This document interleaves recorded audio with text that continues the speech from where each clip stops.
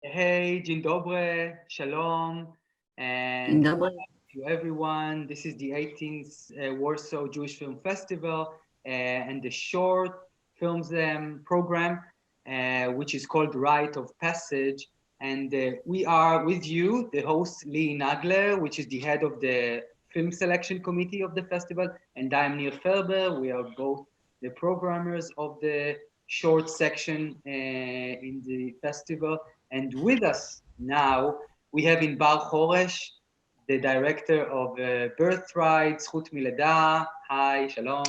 And we have also Liel Sharon Gur, the director, filmmaker of Simple Things, both documentaries and amazing ones. Sorry, not documentaries, one documentary, one fiction, but both an amazing one and ones. And I think that the combination of two different films, so different, under the same roof, is interesting, if I might say. So we will try in this conversation today to understand the connection, but also each film for itself. So Lihi, the stage is yours. Hi, thank you, Liel. Thank you, Inbar, so much for being with us today. And I would like to start with Liel. Liel, you studied or you still study in Ma'ale Film School. And I wanted to ask you, can you tell us a little bit about this school? It is known to be a school with direction of national religious content, and also the students are religious. If you can tell us a little bit how it works there. Yes, I'm graduated from my school for about 6 months already. Since the corona. I had the luck to finish the school in time.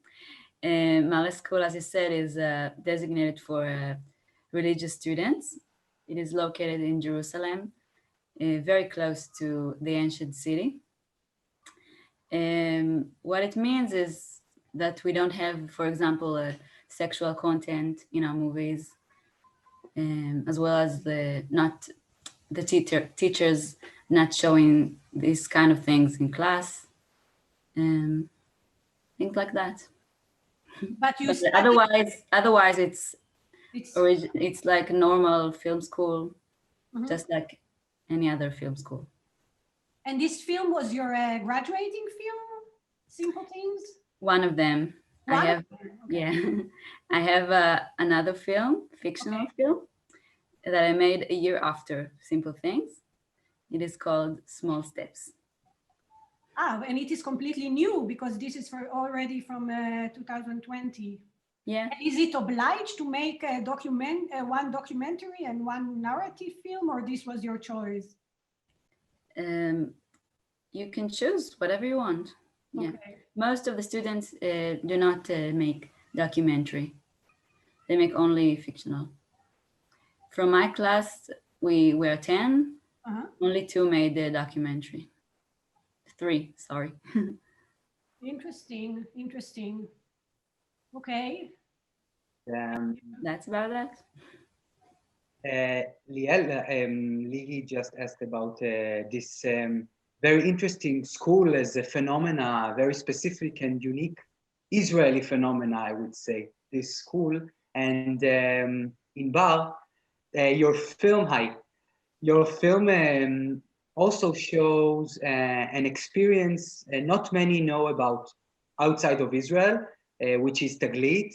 Birthright is the English name, right, of Taglit, which is an organization that sponsors heritage and for young Jewish people from abroad. And I wanted to know what attracts you to this cause and organization, this agenda of the organization. And so let's start with that because I have also a follow-up for this one. Yeah. So the reason I was attracted to this topic was, I guess, because I met Natasha, that later on became the leading actress of the film. I met her quite by chance. And we went out for a coffee just as friends. And that day, suddenly I realized it was her birthday. And I was very surprised because it was the first time we met. And why should she choose to spend her birthday with me? And then I realized, actually, she's just like a very short time in Israel and she doesn't know anyone. So I ordered a bottle of wine and we started talking. And then she was telling me about her journey and her immigration. And I realized she's not Jewish at all. She doesn't consider herself Jewish at all. She didn't grow up as Jewish, but she was encouraged, like specifically, she was approached by the Jewish agency because she has some Jewish heritage to immigrate to Israel. And for me as an Israeli, it was shocking in a way, because, you know, we are the Jewish state, right? Yeah. It was shocking in a way. And like my first reaction was, okay, they are deliberately encouraging non-Jews to come to Israel and take a citizenship. Why not give citizenship to the non-Jews that are already living here? I was like, what the fuck, you know? So this was my first reaction. And then as much as I went into this topic more, I realized that, okay, they're bringing young participants to these heritage trips, but they're actually marketing these trips with sexuality. I mean, everyone that comes to this journey is expecting to have some like sexual experience, very cool, far from home, with a soldier. It's very sexy. And for me, this gap is so absurd and so fascinating that I really wanted to mirror all of these topics to cinema. Together. And did you get any responses from the international viewers, which I guess, as I said, are not familiar with this? And when I talked with the non-Israeli viewers, they were shocked that these journeys are happening. They, of course, didn't know, but they really asked, is it true, or is it something that you just made up? So did you had any responses yet? Well, my film won the first award in Palm Springs, which is a very big international film festival. So for me, it was a very strong confirmation that I managed to, even though I was dealing with a very local topic, I managed to create a film that in the end is talking about belongingness and nationhood in a way that can be international, in a way that can approach viewers from other places. And for me, this is my main goal as a filmmaker, to work on topics that are local on one hand, but at the same time can communicate globally. So I feel like this is the important thing, more than, you know, the facts. In the end, people can very easily Google about birthright and learn about the organization. And I took some distance from the original organization. I had my organization in the film has its own name, and we had a different branding because I want the artistic freedom. In the end, I don't want to talk about this existing organization. It's not the most important thing, the facts. It's more about these concepts that are very, very specific to us, but in the end, today, I believe maybe more than in the past, are very, very relevant globally to talk about nationalism and how it affects individuals. Even the title of this project in English, I mean, in Hebrew it is different, but in English, birthright, what does it mean? That especially when you describe this girl who had no idea that she had some birthright, it's exactly, yes.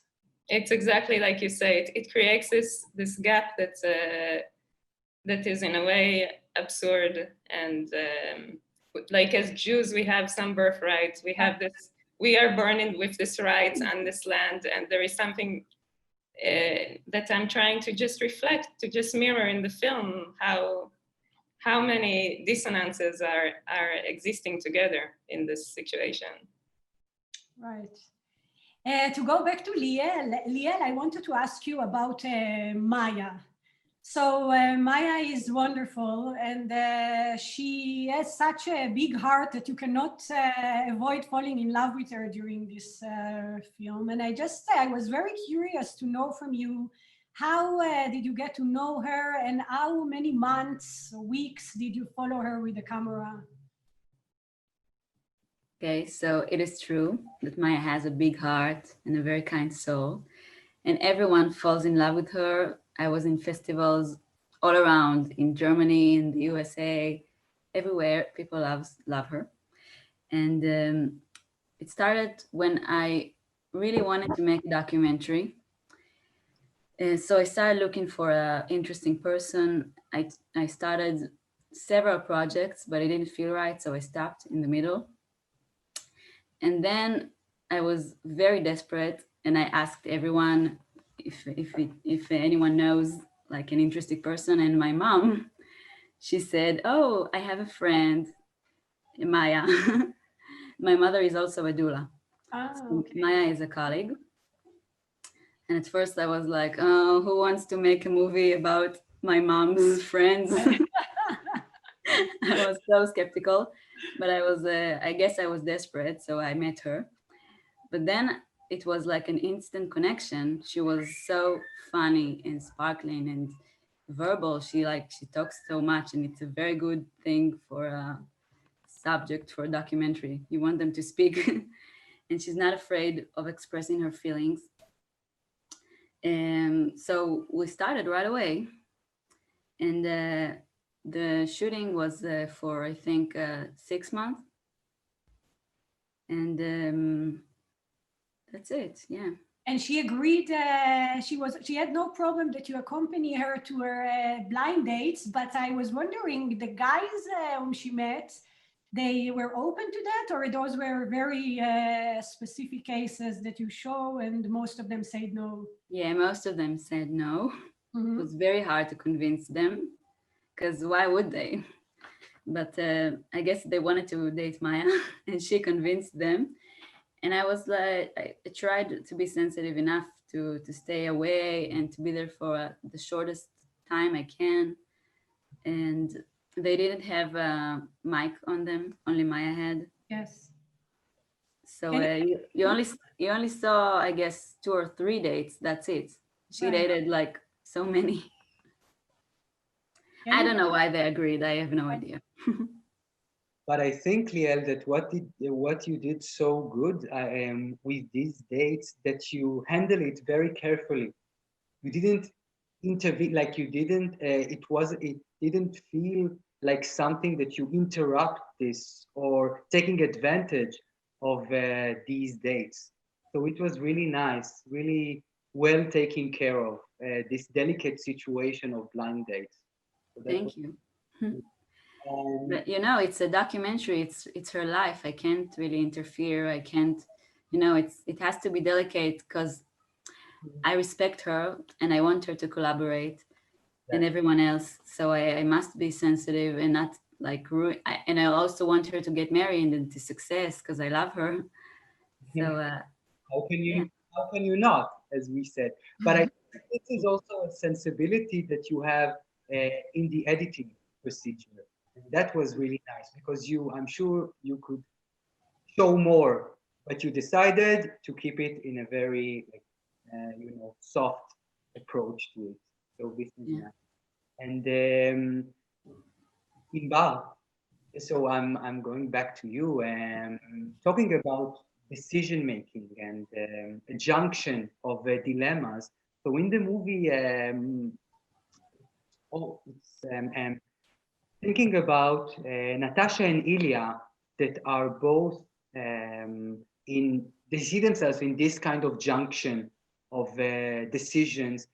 I wondered, why did you choose the desert as the location for these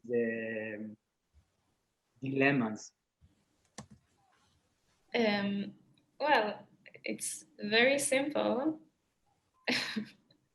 Because it's very visual. You take this group of Russian-speaking young people from northern European countries or Eastern Europe, and you just physically place them in the desert, and immediately this image is speaking, like, welcome to your homeland, but there is a very physical disconnection, and it's visual. So, of course, it was very natural to choose the desert, and for me, in a way, the desert is a very strong metaphor because there is no life. It's not easy to live in the desert.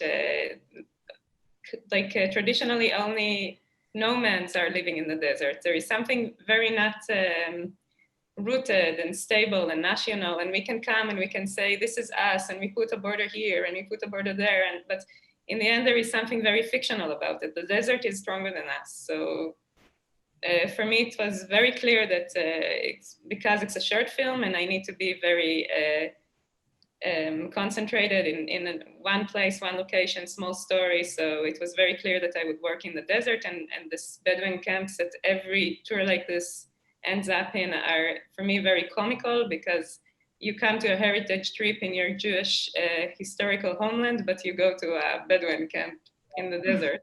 For me, it's already comical. In here, you're laughing. So it was very, very clear to me. There was no question about it that I'm going to place the story in a Bedouin camp in the Negev. And also, I think that seeing now as an image, these buses that are interrupting in the desert, this is very like the invasion of the outside to the inside. It's beautiful. Yes. I think the way that you use the buses as an image tool and a comical tool as well is also really memorable. Thanks. Yeah, it was for me this idea of somehow the factory. It's like an assembly line, bus after bus, group after group, and in a way it's a system that sometimes doesn't take a real look at the individuals that are part of the system. So I wanted to end with this metaphor of like the assembly line that is just bringing people to Israel after going through the film in a more personal level. Inbar, in your film, you depict characters from two very specific social groups: young Israeli masculine soldier, if you want, and the young Russian woman. And those two groups, they are so packed with stereotypes that I wanted to ask you, how did you deal with that when you wrote the script on the spot? How did you deal with all the things that we have in the back of our minds regarding those groups? First of all, I was working with the stereotypes. I mean, I was not so worried about it, because in a way, I was playing with it and enjoying it. I mean, the charismatic, good-looking, handsome soldier, and then the girls that are fascinated by him. I mean, on one hand, it's a stereotype, but on the other hand, like it's it's really part of our lives. So and it's really part of this like ethos that is following the birthright trips. So I was very okay with letting the stereotypes in a way enter my script and letting them be like go along with my story. I was not pushing it too far away, but at the same time, I think that I was doing a very long casting process, because actually it was not so easy to. I had a very big cast, and it was not so easy to find in Israel young actors, Russian speakers. It was not so easy. I really met many people and many non-actors as well. And eventually I feel that that because I was working with non-actors, I really met real people, and I let them bring themselves to the screen, and I let them change my script and add in their personal texts and their own stories. And this creates something that I think managed to rise above the stereotypes, because in the end, it did become personal. And these people were real. This Natasha is a non-actor, Ilya is a non-actor. The others, some of them are maybe went to acting school, but it's one of their first roles in film. And most of them were telling me during the casting process that they were very excited to get an audition to a role of a Russian speaker in Israel that is not a prostitute or a drug addict. Usually these are the stereotypes. So in the end, they were just happy to play roles of young people, dealing with young people's issues, and not being stereotyped as the cleaner, the caretaker, all these like Russian stereotypes we have in Israel. So I feel that it wasn't a real issue for us because we really managed to create a collaboration with the actors. Yeah. So I want to relate to that, Liel.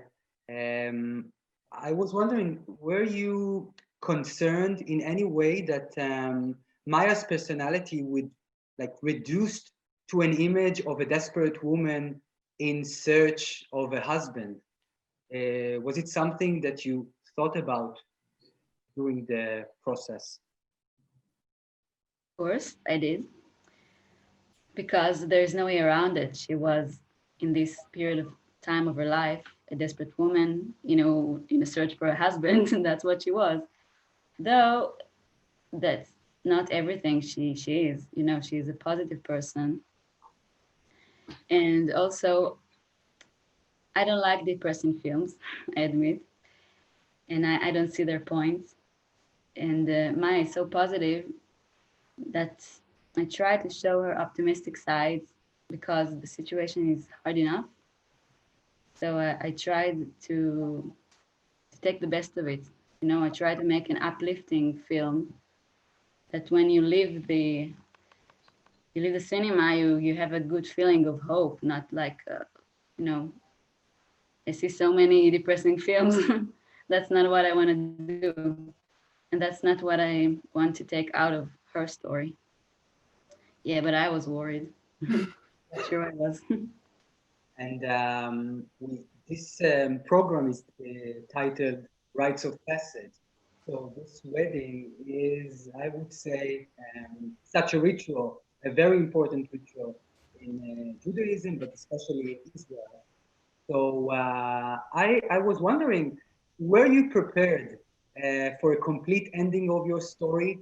Because shooting a documentary, you cannot really decide what is going to happen as a result. So what were you thinking that during the shooting will it be a complete rite of passage? So I'll tell you a story. Yes. In our first meeting, our first documentary date, me and Maya, we made a list of all the scenes that I'm going to shoot. Scenes like meeting the matchmaker, dates, and so on and so on. And in the end of the list, I wrote Maya's wedding. And she was laughing and said, God willing, she didn't really believe. But I gave her a deadline. I said, Maya, on September, I must start editing the film. So you must get married by then. She was, okay, fine. And yeah, had she not gotten married, I'm not sure what I would do. You know, it's a documentary. It takes you someplace. There was a movie. I'm not sure what it was in the end, but I was lucky enough not to face this question. I just worked very hard on each scene on all this period of 6 months. And then one day she called me and said, God is serious. And I was like, what am I gonna do? It was, I think, in the middle of the night she called me. I think it was 12 and I didn't sleep at all. I was both excited and very nervous because, you know, it's money time now. I must do it right, and the film is about to end. And it ended well. A happy end. Yeah. We came for the movie and for, of course, for her as well, for Maya. Well, what? Sorry? The end came eventually for both the movie and for Maya. Yeah. Yeah. Can you give She us a said- short update about her? What is happening in her life now? Sure. Maya is still married to Gadi. They left Jerusalem to start a new life in the north of Israel. They have a 1-year-old baby girl. Wow. Yeah, very sweet. And since the film came out, she had been invited to give lectures about her stories. story, especially to audiences of young girls like herself who became newly religious and experienced the same difficulties she had. So she thinks the movie actually helped her. It was like sort of a therapy for her. She was in a rush, in a race for so many years, and when she met me, she stopped and started to think of what she's going through. And she feels like it actually helped her in a way. Well, yeah, films can help to change reality after all. Yeah. Yeah. I'm not saying that that's what happened because I can't take it on myself, but you know, we had so many conversations, you know, that you don't see on the film. Really, we were together every day. We spoke on the phone, and I think it makes, you know, something. Inbar, can you tell us about your work these days? Are you working on a new film? Can you tell us about a new project? I ask also because this period is so difficult to understand if it is still possible to make a film now.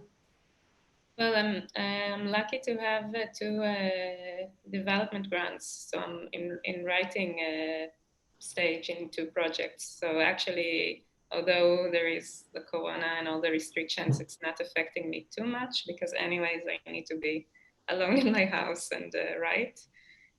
So I'm working on the feature version of Birthright. And I'm working on a series for for KAN, the Israeli Public Broadcasting Corporation. Sounds very good. And Liel? As I said, I made fiction shorts lately. Yes. And also I have a small baby myself right now. Yeah. So I'm grounded anyway with my baby.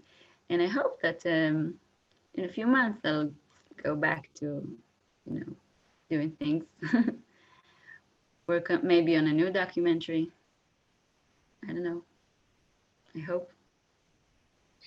You know, I think that those two films, they reflect so much about, of course, they are completely different subjects, but still they put in their center young women and the struggles of young women, and they deal so well with the idea of the melting pot, if you want. I think it's highly interesting also to see for instance, the parents of Maya come from a kibbutz and they completely are open to the child who became religious, and those women who come from Russia and have to understand what is happening in Israel, also in the context of religion many times, and they struggle also with that. And this is why I think those films, they fit so well together. And I want to really wish you so much luck for the future, for your work, and to thank you for sending the films to our festival, and hoping to see you and your new projects next year in Warsaw. Thank you. Thank you. So Shabbat Shalom. Also, Shalom. thanks again. Thank you. Bye. Bye. Bye. Bye. Bye.